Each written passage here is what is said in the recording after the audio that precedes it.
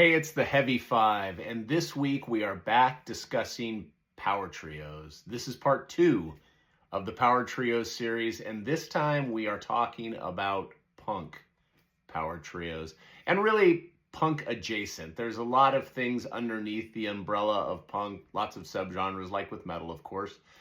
But I'm going to be a little lenient with my definition of punk because here are my 5 favorite albums by a heavy punk power trio. Starting with number 5, from Raleigh, North Carolina, it is the one and only Corrosion of Conformity and their crossover masterpiece, Animosity. Yes, it has plenty of metal in it, but as discussed, this is certainly within that broader punk rock umbrella, and I do think it's more hardcore than it is metal.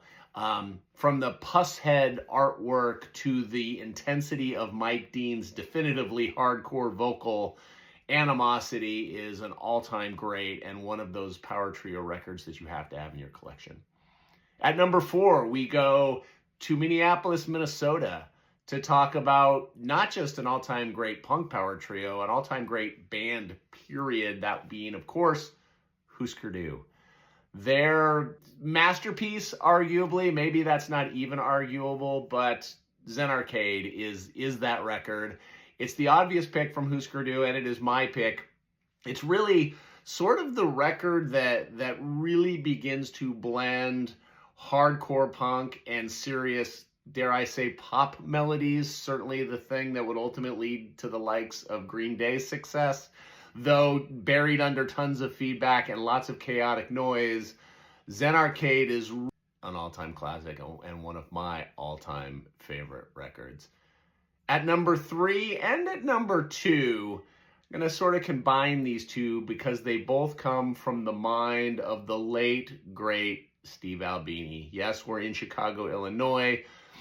Steve's 2 bands are 2 of my favorite bands, full stop, of all time, and 2 amazing power trios, depending on whether or not you count a drum machine as a member. The count, the head count for the band membership might vary specifically in Big Black. But those 2 bands, before I get ahead of myself, those 2 bands are, of course, Big Black and then later on Shellac. At number 3, I have Shellac's At Action Park, their debut album. I adore Shellac, was fortunate enough to see them a bunch of times over the years. Their last record, To All Trains, is amazing. I love that record, but I don't think they really ever topped At Action Park. That is the record that was, to me, the definitive statement of Shellac and still completely holds up to this day. And then at number 2 from Big Black, it is their second LP, Songs About Fucking. This is the record that introduced me to Big Black when it came out in the 80s. And my favorite Big Black record, I think a lot of people would say Atomizer is really the one. And for deep heads, they'd go into Racer X and some of the 7-inch stuff that came before.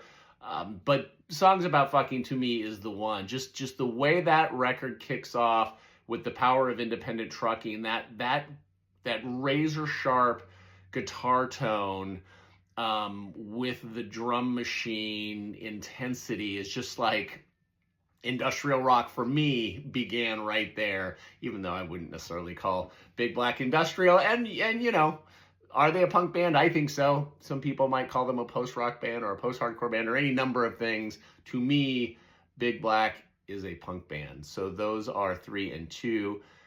But at number 1, and this one might be a little out of left field for some people, we are going up to Canada to talk about the amazing and underappreciated No Means No.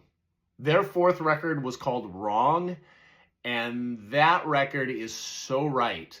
From beginning to end, that record is just an incredible experience. The production is amazing. The bass playing in particular is amazing. The lyrics are great. Just a powerhouse of a record that, to me, is so far above anything else in No Means No's catalog. I liked a bunch of their other records fine, but they never came close to Wrong, in my opinion. And most other bands never came close to it either. It is incredible. If you've never heard No Means No's Wrong, check it out. And specifically, Rags and Bones. That track in particular is incredible.